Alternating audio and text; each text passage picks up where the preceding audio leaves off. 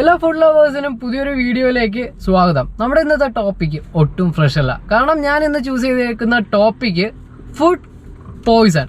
രണ്ടും കേൾക്കുമ്പോൾ തന്നെ എന്തോ ഒരു അപാകതയാണല്ലേ എല്ലാവർക്കും ഫീൽ ചെയ്യുന്നത്.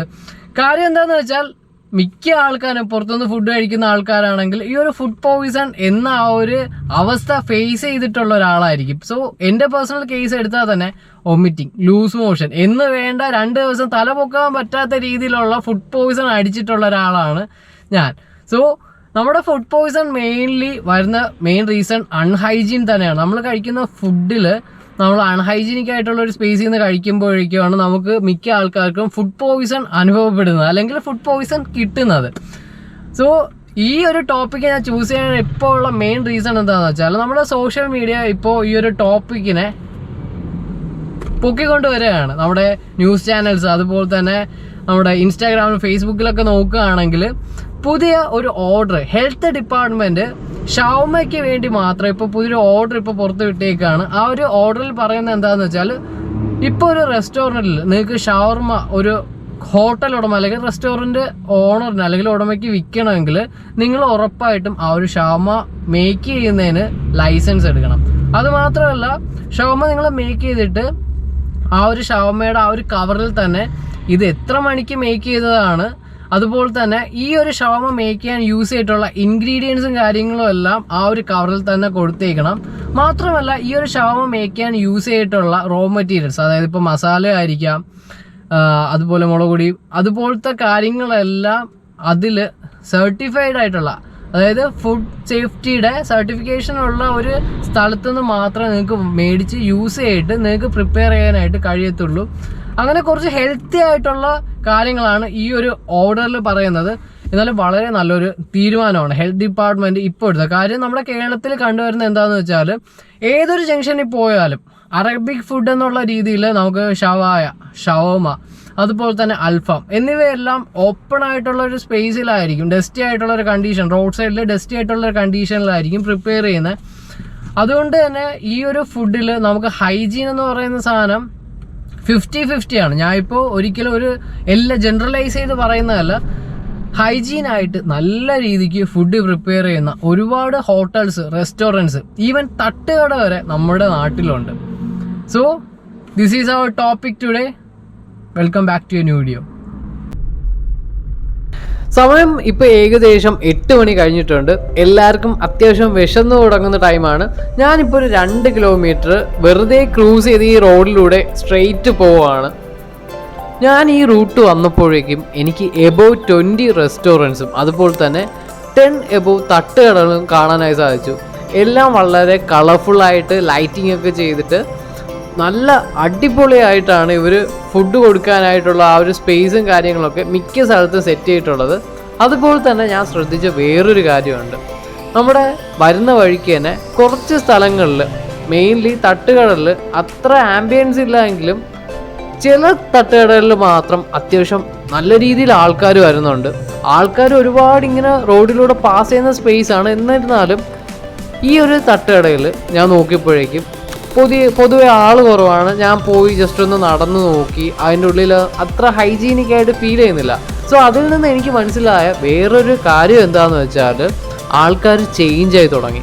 ആൾക്കാർ നല്ലത് ചൂസ് ചെയ്തിട്ട് ആ നല്ലത് ചൂസ് ചെയ്യുന്ന സ്ഥലത്തേക്ക് ചേഞ്ചായി അവർ കൺവേർട്ട് ചെയ്തിട്ട് ആ ഒരു സ്പേസിലേക്ക് പോകുന്നുണ്ട്. അതുപോലെ തന്നെ അതേസമയം ഞാൻ വേറൊരു തട്ടുകട എടുത്ത് ഇതിൻ്റെ അടുത്തുള്ള വേറൊരു തട്ടുകട നോക്കിയപ്പോഴേക്കും ആ ഒരു തട്ടുകടയ്ക്ക് വലിയ ആംബിയൻസ് ഒന്നുമില്ല. എന്നിരുന്നാലും ആ ഒരു തട്ടുകടയിൽ അത്യാവശ്യം ഹൈജീനായിട്ട് അവർ മെയിൻറ്റെയിൻ ചെയ്യുന്നുണ്ട്. നല്ല ഫുഡാണ് അവർ പ്രൊവൈഡ് ചെയ്യുന്നത്. അതുകൊണ്ട് തന്നെ ആംബിയൻസ് ഇല്ലാത്ത ഒരു തട്ടുകട ആയിരുന്നിട്ട് പോലും അതിനുള്ളിൽ ഒരുപാട് ആൾക്കാർ ഇങ്ങനെ വരുന്നുണ്ട് ആ തട്ടുകടയിൽ ഫുഡ് കഴിക്കാനായിട്ട്. ഇതിൽ നിന്ന് എനിക്ക് മനസ്സിലായത് നല്ല ഫുഡ് പ്രൊവൈഡ് ചെയ്യണമെങ്കിൽ നല്ല കസ്റ്റമേഴ്സ് വരും. 2 പപ്പടം ചോദിച്ചതിന് അടി നടന്ന നാടാണ് നമ്മുടെ കേരളം. അതും ഒരു കല്യാണ സദ്യക്കിടയ്ക്ക്. എന്റെ വീട്ടിൽ എന്നിട്ട് അവൻ എന്നോട് ഇങ്ങനെ പെരുമാറണേ. ചേട്ടാ കുറച്ച് ചോറ് തൊട്ടപ്പുറത്തെ അലയിനെടുത്ത് കഴിക്കടാ. ഓരോരുത്തന്മാര് വയറ് വാടകയ്ക്ക് വന്നിരിക്കുക. എന്താണ് അതിന്റെ റീസൺ എന്ന് അറിയത്തില്ല. നമ്മളെ മീഡിയ പറയുന്നതാണ് പപ്പടം ചോദിച്ചതിനാണ് അടി ഉണ്ടാക്കിയതെന്ന്. പക്ഷെ അതിന്റെ പുറകിൽ വേറെ ഒരുപാട് സത്യങ്ങളുണ്ടാവും. എന്തെങ്കിലും ചൊറിഞ്ഞ് കാണും, അല്ലെങ്കിൽ ഇഷ്ടപ്പെടാത്ത രീതിയിൽ എന്തെങ്കിലും സംസാരിച്ചിട്ടുണ്ടാവും. പപ്പടം ഒരു റീസൺ മാത്രമാണ്. അതുപോലെ തന്നെ എനിക്ക് റെസ്റ്റോറൻറ്റ് ഓണേഴ്സിനോട് പറയാനായിട്ടുള്ളത്, എങ്ങനെയാണോ ഈ മലയാളികളുടെ നമ്മളുടെ നാട്ടിൽ ഇപ്പോൾ റിയാക്ട് ചെയ്യുന്നതെന്ന് യാതൊരു ഐഡിയ ഇല്ല. കാരണം അവർ നല്ല രീതിയിൽ റിയാക്ട് ചെയ്യാം, അതുപോലെ തന്നെ വളരെ മോശം രീതിയിൽ നിങ്ങളോട് റിയാക്ട് ചെയ്യാം. സോ മാക്സിമം നിങ്ങൾ ചെയ്യുന്ന വർക്ക് നീറ്റായിട്ട്, അതുപോലെ തന്നെ നിങ്ങൾ ചെയ്യുന്ന സർവീസ് വളരെ നല്ല രീതിയിൽ കസ്റ്റമേഴ്സിൻ്റെ ഇടയ്ക്ക് എത്തിക്കാനായിട്ട് നോക്കുകയാണെങ്കിൽ അവർ തീർച്ചയായിട്ടും നിങ്ങളുടെ ആ ഒരു ഫുഡിനെ പ്രൊമോട്ട് ചെയ്യും. അല്ലാണ്ടിരിക്കുകയാണെങ്കിൽ നിങ്ങൾക്ക് ഡീഫെയിം എന്തായാലും കിട്ടും. കാരണം എല്ലാവരുടെ കയ്യിലും ഫോണുണ്ട്, ഫോട്ടോ എടുത്തിടാം, വീഡിയോ ക്രിയേറ്റ് ചെയ്തിടാം. അതുപോലെ തന്നെ ഫുഡ് കഴിച്ച് ഫുഡ് പോയിസൺ അടിച്ചു, നിങ്ങളുടെ ആ ഒരു പോർഷനെ വന്നിട്ട് റിയാക്ട് ചെയ്യാം, ഒരു തെറ്റുമില്ല. കാരണം നിങ്ങൾ കൊടുക്കുന്ന ഫുഡിൻ്റെ ആ ഒരു മിസ്റ്റേക്ക് കൊണ്ടാണ് അവർക്ക് ആ ഒരു ഇഷ്യൂ ഉണ്ടാകുന്നതെങ്കിൽ ഉറപ്പായിട്ടും നിങ്ങൾ അത് സഫർ ചെയ്തേ പറ്റത്തുള്ളൂ. ആക്സിഡൻ്റലി ഇപ്പോൾ കുറച്ച് ഉപ്പ് കൂടി പോയേനോ അല്ലെങ്കിൽ മുളക് കൂടി പോയെന്നോ എരി കൂടി പോയെന്നോ ഒന്നുമല്ല ഞാൻ ഇപ്പോൾ പറയുന്നത്.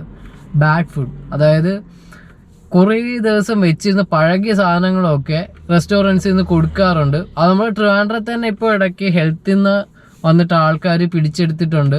സോ അങ്ങനത്തെ ഇഷ്യൂസൊക്കെ നിങ്ങളുടെ റെസ്റ്റോറൻറ്റിൽ വരികയാണെങ്കിൽ ആക്ച്വലി വളരെ മോശമാണ് കേട്ടോ. നിങ്ങൾ ഉറപ്പായിട്ടും കസ്റ്റമേഴ്സിന് നല്ലൊരു ഫുഡേ പ്രൊവൈഡ് ചെയ്യുക. അതുപോലെ തന്നെ ഈ ഒരു വീഡിയോ കാണുന്ന ആൾക്കാരോട് എനിക്ക് പറയാനുള്ളത്, നിങ്ങളിപ്പോൾ ഫുഡ് കഴിച്ചിട്ട് നിങ്ങൾക്ക് ഒരു ബാഡ് എക്സ്പീരിയൻസ് ആ ഒരു റെസ്റ്റോറൻറ്റിൽ നിന്നുണ്ടായി, അല്ലെങ്കിൽ ആ ഒരു food completely waste, value for മണിയേ അല്ലാതെ നിങ്ങൾക്ക് തോന്നുകയാണെങ്കിൽ ഉറപ്പായിട്ട് നിങ്ങൾ റിയാക്ട് ചെയ്യുക. ഇത് ഞാൻ പറയാനുള്ള കാരണം എന്താണെന്ന് വെച്ചാൽ, ഒന്നില്ലെങ്കിൽ ആൾക്കാർ റിയാക്ട് ചെയ്ത് തുടങ്ങുന്ന സമയത്ത് ഈ ഒരു റെസ്റ്റോറൻറ്റ് പതിയെ ഒന്നില്ലെങ്കിൽ അവർ നന്നാവും. അഥവാ നന്നാവാൻ ഉദ്ദേശമില്ലെങ്കിൽ പൂട്ടിക്കും. കാരണം നമുക്ക് നല്ല ഫുഡ് മാത്രം മതി, നല്ല ഫുഡ് മാത്രം റിസീവ് ചെയ്താൽ മതി. കാരണം ഹെൽത്ത് ഈസ് വെൽത്ത്. ആഹാരം മരുന്ന് പോലെ കഴിച്ചില്ലെങ്കിൽ മരുന്ന് ആഹാരം പോലെ കഴിക്കേണ്ടി വരും. ഇതൊരു പഴയ പഴഞ്ചൊല്ലാണ്. സോ നിങ്ങൾക്ക് ഹെൽത്തി ആയിട്ടുള്ള ഫുഡ് കഴിക്കുക, അതുപോലെ തന്നെ റിയാക്ട് ചെയ്യുക മീൻസ് ഹെൽത്തി ആയിട്ട് റിയാക്ട് ചെയ്യുക. അവൻ്റെ വീട്ടിൽ പോയി അവൻ്റെ വീട്ടുകാരെ ചീത്ത വിളിച്ച് അല്ലെങ്കിൽ ആ ഒരു രീതിക്ക് പോവാണ്ട് നിങ്ങൾക്ക് ഹെൽത്തി ആയിട്ട് എങ്ങനെ റിയാക്ട് ചെയ്യാൻ പറ്റൂ ആ രീതിക്ക് റിയാക്ട് ചെയ്യുക. എനിക്ക് ഫ്യൂച്ചറിൽ ഞാൻ കഴിക്കുന്ന ഫുഡിലോ അതുപോലെ തന്നെ എനിക്കൊരു ബാഡ് എക്സ്പീരിയൻസ് ഒരു റെസ്റ്റോറൻറ്റ് അല്ലെങ്കിൽ ഞാൻ ഫുഡ് കഴിക്കുന്ന ആ ഒരു സ്ഥലത്തുനിന്ന് എനിക്ക് ഫീൽ ചെയ്യുകയാണെങ്കിൽ ഞാൻ ഉറപ്പായിട്ടും റിയാക്ട് ചെയ്യും. എനിക്കൊന്നും തോന്നത്തില്ല, കാരണം അതെൻ്റെ റൈറ്റാണ്. അല്ലെങ്കിൽ ഞാൻ കഴിച്ച അല്ലെങ്കിൽ ഞാൻ എക്സ്പീരിയൻസ് ചെയ്ത് ഞാൻ മിണ്ടാണ്ട് പോയാൽ അടുത്ത ആൾ വരുമ്പോഴേക്കും അതും അവരനുഭവിക്കേണ്ടി വരും. നമുക്കതിൻ്റെ ആവശ്യമില്ല. കാരണം ഇവിടെ ഇഷ്ടം പോലെ നല്ല ഫുഡ് കിട്ടുന്ന റെസ്റ്റോറൻറ്റ്സും ഹോട്ടൽസും തട്ടുകടകളും വേണ്ട ഒരുപാട് സ്ഥാപനങ്ങൾ, ഹോംലി ഫുഡ് വരെ വീട്ടിൽ പ്രിപ്പയർ ചെയ്ത് കൊടുക്കുന്ന ഒരുപാട് സ്ഥലങ്ങൾ എനിക്കറിയാം. സോ നല്ലതെന്ന് തന്നെ ഞാൻ പറയും. നല്ലതിൻ്റെ വീഡിയോസ് ഞാൻ എടുക്കും, നല്ലത് ഞാൻ നിങ്ങൾക്ക് പ്രൊമോട്ട് ചെയ്യും. അല്ലാതെ മോശമായിട്ട് കാണുകയാണെങ്കിൽ നിങ്ങൾ റിയാക്ട് ചെയ്യുക. So it's me Anand signing off. See you next video. By.